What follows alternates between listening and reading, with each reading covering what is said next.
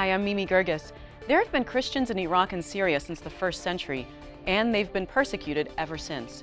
I'll speak to two activists for religious minorities in the Middle East. We are on the verge of the total annihilation of Christianity in the Levant. We have an obligation to protect these innocent people from being slaughtered. If we were armed, let anyone dare to come into our Christian towns. Welcome to the Mimi Geerges Show.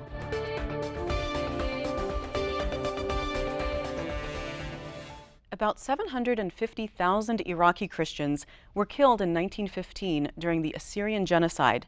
Nahren Anweya's great-grandfathers were among those killed.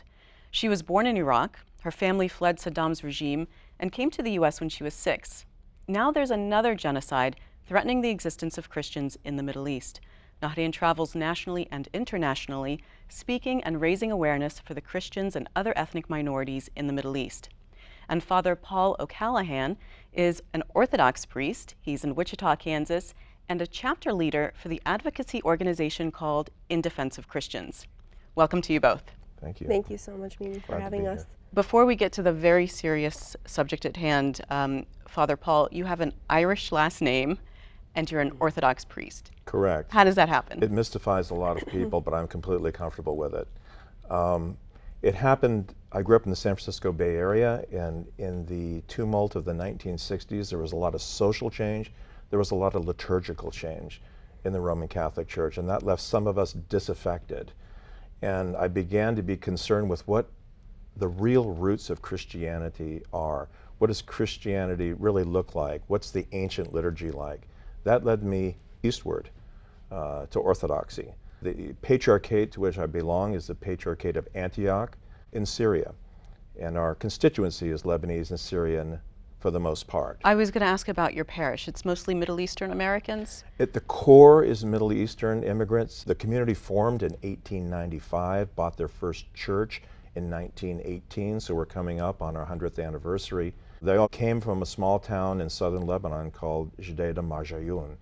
But in the time since, we have Ethiopians, Russians, Greeks, Americans of all stripes.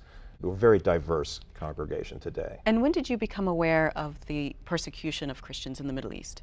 It's something that's been ongoing for a long, long time, so I've had a basic and fundamental awareness. However, in recent years, with the rise of ISIS and so on, it has become a very pointed issue.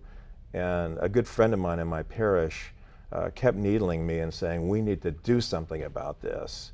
So it became a hot button issue for me. And when he kept saying, do something, what is that something? That was my question. I really didn't know. What can we do? Here we are in Wichita, Kansas. What can we do about what's going on thousands of miles away? But we started a little local advocacy organization called Christian Alliance for the Middle East. And then in the context of doing that, I found out about In Defense of Christians. And I realized here's an organization that's already funded, that's already in place, that's located in DC, with the same fundamental vision that we were pursuing there. So that's how I got involved. Nahren, let's go back about 100 years to, everybody knows about the Armenian Genocide, or at least everybody should know about the Armenian Genocide. Over 1 million people were killed. But Assyrian Christians were killed during that time too. Absolutely. There were 750,000 Assyrian Christians that were removed from their homelands by a complete annihilation, a mass slaughtering of women and children and fathers, entire families, mainly because they were Assyrian Christians. And this was perpetrated by the Ottomans, known as the Young Turks, and also their allies, Kurds. So it was the Turks and the Kurds that nearly annihilated over 3 million Christians altogether. So it is definitely a genocide that has not been internationally recognized, and that, I believe, is one of the main reasons why further genocides continue to happen, because there's no responsibility. Just like what happened with the Nazis, you know, there was a responsibility there. They claimed it, it stopped. But what about the Middle Eastern Christians? Why is there no responsibility there? Can you imagine almost 3 million people were removed by complete slaughtering? You lost family members during that time. Yes, I lost my great-grandfathers. One was actually crucified, the other one was stabbed to death. Their lands were taken. A lot of it had also to do, besides with religion, but confiscation of Assyrian lands. There were over 200 Assyrian villages and towns that were taken by the Ottomans and the Kurds. Why did that happen? Was it a matter of greed? Why were they specifically targeted? Mainly because of our faith, because we are Christian, we are humble, we don't fight the same way, and so they bullied us. We're known to be the easiest targets to confiscate lands from, so that's why they always constantly targeted us. You know, it was almost like wolves. They had a little taste of blood and they wanted to continue. So if they were able to take one town, they wanted to go on to the next. And that is why the Armenians, the Assyrians, the Greeks were attacked so fiercely with absolutely no remorse. And you know, the entire world then, most of the countries knew that it was happening. The United Kingdom knew it was happening. France knew it was happening. No one really stopped it. And you know, it's just history is repeating itself. And that's why genocide acknowledgement is so important to not only Christians, but anyone that's persecuted and massacred in such a large number. I believe a lot of people, they can't grasp the idea of putting together 750,000 or 1.5 million. Those are a lot of people. You know, when there's a shooting of 2 people, it hits the national media, it's a big deal, those people are prosecuted. Yeah. Where is the prosecution here? What was the situation for Iraqi Christians under Saddam Hussein's regime? Iraqi Christians were known just as that while Saddam was the president of Iraq. He didn't like anyone to identify themselves by their ethnicity. So if there was a Coptic Egyptian in Iraq, you're an Iraqi Christian. All Christians had to be identified only as Iraqi Christian. He didn't like any type of ethnicity or nationalism. If so he could maintain control over people. Exactly. The churches were pretty well preserved under Saddam's regime, regardless of him being a dictator. He was dictator on many political aspects of his government. The Ba'ath Party, they were very forceful in recruiting people. For example, my parents were asked to join the Ba'athiyin, and they refused, and that's when our life became in danger. Other than that, actually, our life was more in danger with the Kurds living amongst us in the north. Almost being kidnapped as a child. So my father's house was in Duhok in northern Iraq, and many of the Christian homes had gates around them, just like many homes in the Middle East, or walls. And I was just a child, and I just stepped right outside the gate, and there was a Kurdish woman that attempted to put me right under her long gown, and my mother caught her. And actually my uncle was kidnapped as a child, where she actually was almost a few blocks away already, and my grandmother chased her down and attacked her and took my uncle back. So many Christians are kidnapped, and that's why you'll see, because of their faith. Because of their faith, and because there's no justice for Christians in the Middle East. When there's a atrocity or a crime against a Christian, it's treated much differently than when it's perpetrated against a Muslim. There is no court, or there is no justice found for anyone who's a Christian who is being persecuted, or even if they're raped. You complain about it to the police and they don't do anything about it. There isn't much done about it. Tell me about the circumstances of your family leaving Iraq. You said that your parents were asked to be members of the Ba'ath Party. They refused. Mm-hmm. Then what happened? You know, we came here as immigrants to the United States, and with a very heavy heart, because we had 3 days to leave Iraq and left everything behind, and just nearly had to sell everything we had to people we trusted only, because if they ever found out we were leaving permanently, we would be stopped right there at the checkpoint or at the borders. And you know, we came here to start a new life, but really in our hearts, our dream was to always come back to the homeland, to preserve our identity. My parents are very nationalistic and also very faithful Christians, and you know, they didn't want to completely assimilate our identity, because we already knew our identity was endangered. But we're proud to be American Assyrians and Christians, but truly, you know, there's no place like home. And you know, unfortunately, our home is overtaken by all the invaders. Everyone there living today, nearly most of the population aren't the indigenous people. They were just they're the occupiers. So at what point in your life, Nahren, did you kind of become politically aware of Christian persecution in the Middle East?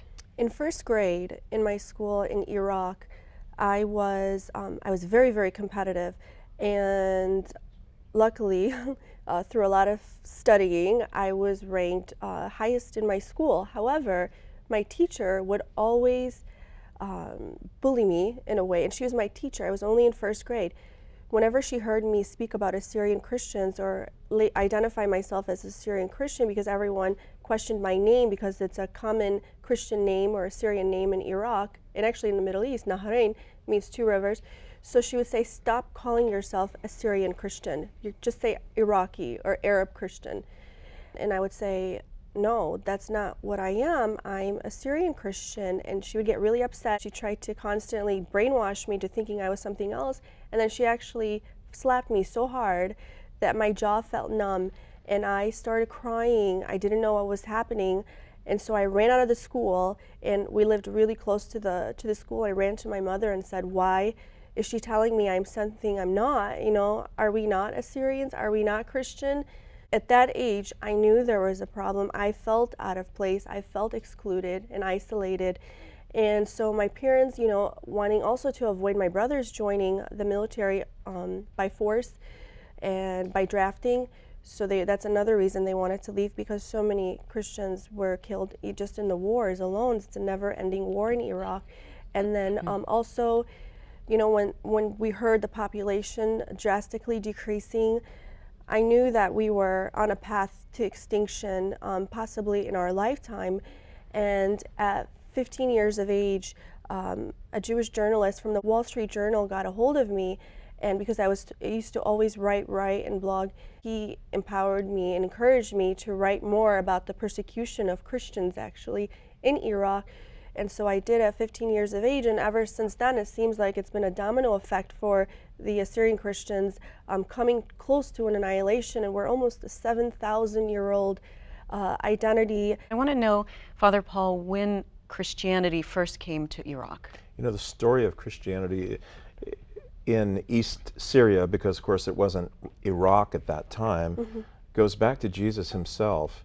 There's a legend, a story, that the king of Edessa in East Syria was ill, and he sent an emissary to Jesus saying, can you come and heal me? We've heard about your miracles. And Jesus said to the emissary, no, I can't come now. But he took a cloth and pressed it to his face and said, give this to him. And so he took it back to the king, and he opened up, and the face of Jesus was imprinted on it. And, you know, he put it on himself, and he was healed. But Jesus did say, I can't come now, but I will send, you know, my apostles to you. So right after the resurrection of Christ, the apostle Thomas and the disciples Adai and Mari went to what is East Syria, Iraq today, Mesopotamia, and were the initial evangelists for Christianity in that area. So the Assyrian Church of the East has a very strong apostolic foundation, much as the Coptic Church of Egypt looks to St. Mark. The Assyrian Church looks to St. Thomas and Adai and Mari. Their liturgy, one of their liturgies is named the Liturgy of Adai and Mari. Nahren, let's talk about solutions, because you're in favor of a protected area for Christians. Tell me about that. How would that work? So the Nineveh province is actually the exact geographic location of our ancient capital. It never changed. It may have got smaller, but it's still there, and that's where we were left until ISIS purged us out. So that region, it's the easiest place and the most efficient place to place the Assyrian Christians and fellow minorities like the Yazidis. How big of an area is this? It covers, I would say, at least 15 towns and villages, main ones. So it's pretty large. It's right in the center of Iraq. That also needs a lot of international protection. So it's a very, very largely disputed area too, because Mosul used to be part of Nineveh. So it's literally condensing as we speak, and the lands keep getting confiscated. So the Kurds in the north want to claim it, and then the Arabs in the south want to claim it, or the central government. It is part of Iraq, and that's also one of the main reasons why there's a lot of battles there, is because of the oil and the uranium and a lot of gold that is all in this Nineveh. is going on in the Nineveh plain. Exactly, and the international protection of the Nineveh province is very important, because we need the United States there to oversee this. We need Germany, we need France, we need the UK, we need every country that has been so politically involved in removing the regimes and the governments of Iraq to actually protect the people that have been affected by all the consequences that have happened. and also empowering the independent military forces or protection units like the Nineveh Plains protection units formed by the Assyrian Christians, and also the majority of the soldiers are Assyrian Christians and other indigenous people. So like are the you saying Yazidis. that there would be an international force, military boots on the ground surrounding this area, protecting it? Just to get them back on their feet, just like they did with the Kurds. They did that with a group of people that aren't even from the area. So we asked them, why can't you do that with the indigenous people? These are the people that are most persecuted. And the reason why we need international protection along with our independent forces is because 2 weeks before ISIS invaded, the Peshmerga forces, the Kurdish forces, withdrew. They left Sinjar and left Nineveh. They were assigned by the central Iraqi government to protect those areas. So it wasn't just the Arabs or the Iraqis that left their posts, but a lot to do with it was also the Kurdish forces. But what's the long-term solution here, Nahren? Because we can't have an indefinite period of international protection around the Right. Nineveh Plain. Well, what's wonderful about trusting the indigenous people of that area is just a matter of 500 NPU soldiers who were comprised of the Assyrian Christians and Yazidis. We were able to liberate over 3 towns already. These are the same towns that the Peshmerga and the Iraqi soldiers said they were unable to liberate. And keep in mind, they have tanks, they have much higher artillery. So we were able to do that just with AK-47s. So that's where the corruption is. How are you not able to liberate these lands? And KRG made a very clear message that any lands they liberate will become part of their region, they're claiming, that are disputed. So we're caught in the middle of all of this, between all of these different Islamic groups that are fighting over our lands, and we're just wanting to live in peace. You've been advocating for a long time now, and when you talk to policymakers, American policymakers, and you say this is what we want and this is what we need, what's the reaction you're getting? Is it, you know, sorry this is happening to you guys and we really can't do anything about it? I believe that originally they had no idea about the population of Assyrian Christians throughout the world. And it's estimated at a little over 4 million. Some people claim it's 3 million, but I believe a more accurate census, I would say, is around 4 million internationally. So they asked me the first question, how many are left in Iraq for us to implement this strategy or this province? And I tell them that shouldn't be the first question, because the reason why there's less than 300,000 is because of the constant genocide. There's no empowerment, no direct support to the Christians. So, for example, when other countries like Israel was established in the Middle East, there weren't a lot of Jews there. They started moving there, correct? So we have to be empowered in order to be preserved and to multiply. And a lot of Assyrian Christians want to move back. I interviewed a few internally displaced people and also the refugees that just recently came in the last few months, crying her eyes out. I want to go back to Bartella. I want to go back to Telescope. I want to go back to Telkiap and Al-Qosh and all of the Assyrian Christian towns. They don't want to be here. They're here, yes, to survive and to actually live, but in their hearts, they're not really living because they were forced to leave. And many of them lost family members. But I believe policymakers, they're in support of this, but they believe that they don't have the support of the international communities. And they believe that we're not strong enough to defend ourselves. And then I remind them that at once we had one of the most powerful empires, just like the Egyptian Empire. The Assyrian Empire. There was the Assyrian Empire. And we are able to protect ourselves if you just give us a little push, if you just give us a little ammunition, just like you're giving. A really good example is the Kurds. They're constantly funding them and empowering them and training them, and then they wonder why we're decreasing. They're funding everyone, empowering everyone, but the Christians. Father Paul, let me ask you, do American Christians have a moral obligation to help Christians in the Middle East? I can't see how we wouldn't. When we live in a land of prosperity and comfort and ease, and we see people being subjected to the very things that Nahren has described, I mean, how can we stand by idle? As one person put it this morning, you know, it's a sin of omission. If we allow it to be done to our brother, it is as if we did it to our brother. So we have a tremendous moral obligation.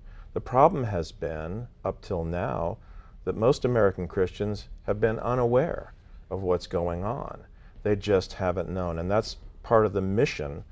Some don't even know that there are Christians in the Middle East, indigenous Christians. Yeah, I mean, the common perception, I think that's changing now, was that everybody in the Middle East is Arab, and all Arabs are Muslims. There was no idea of small groups like Yazidis and Shabaks and Mandeans, and of the rich tapestry of religions and ethnicities that actually exists in the Middle East.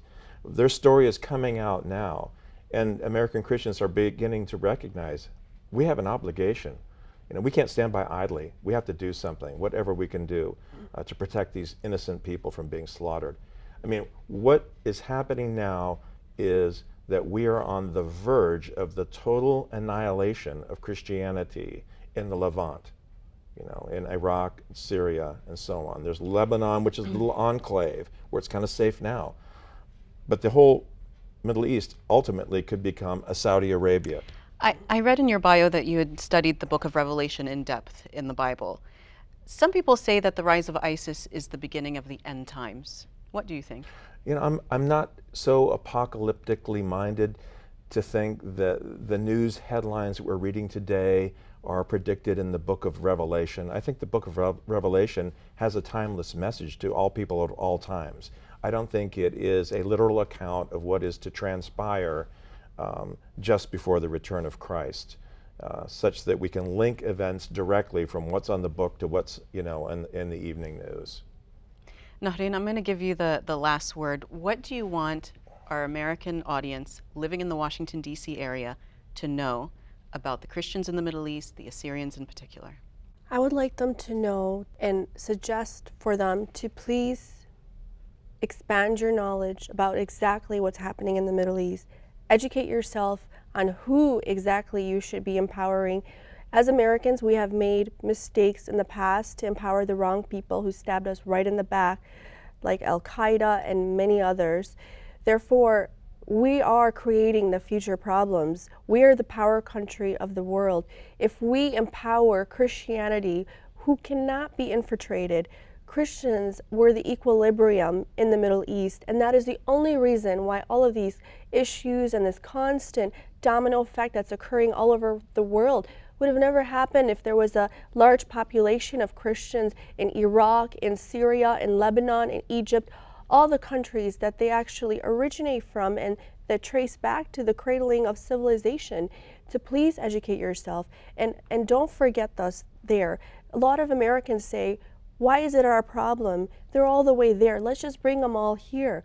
Well, like I said in the past, it's a domino effect. When they're finished with us there, they will come for them here. And then it's an ideology. It's a cancer. It will spread through the whole world. So we have to fix it at the root. And the root is in the Middle East currently, and with the corrupted policymakers in the United States. We have to vote for the right people. We need to go back to morality and ethics. And when you vote for someone, it's not just about politics. Vote someone with a wonderful heart. Vote someone when you do your research on them that you know that they're actual wonderful human beings, instead of just for personal agendas and political agendas, and everyone's been bought out. They need to go back to why they chose that position to be a politician and why you're choosing to be a citizen, because as a citizen, it is my obligation to also look out for my fellow brothers and sisters. What do you see as the future of Iraq? The future of Iraq, I like united countries, but I don't believe in a united Iraq anymore, because we have tried, as Assyrian Christians, we brought democracy to that area. We have tried, and that is why our population has decreased so much. I believe in creating different states. I believe it is the most effective way to preserve the people that are being wiped out, and also to stop the sectarian violence. Or I believe they should go back to a Christian ruler, like in Lebanon. You know, in many countries, like for someone to have such a equal, a unified idea of everyone, not to criticize anyone or discriminate. If you put a particular sector of the Islamic groups, the other ones are upset, and that is the problem. In Iraq, it's the Shias, the Sunnis, and the Kurds.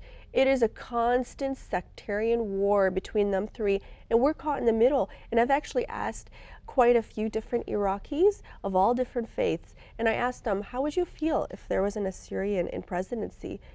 And I was shocked by their answer. They said, well, actually, they are our roots, they are our ancestors, so I would be much happier about them being there than anybody else. And it's not about us just taking the leadership. I believe that there needs to be equality in Iraq, and there is none right now. And if that can't happen, it needs to be divided into states. There needs to be a permanent solution. And you know what? There was a historian at our convention that we were just at, and he said, Ganan ka ganan, and in Assyrian or Aramaic, that means us for ourselves. We have to protect ourselves. The reason why ISIS invaded into Iraq, because the ones who wanted to protect themselves were not armed. If we were armed, let anyone dare to come into our Christian towns. Thank you so much for being on the program, Nahren and Father Paul. Nice to have you both. Thank you so much. This has been the Mimi Geerges Show. You can see all of our programs on WHUT.org and YouTube. Connect with us on Facebook and Twitter and leave me your comments there. Thanks for watching, and I hope you'll join me again next time.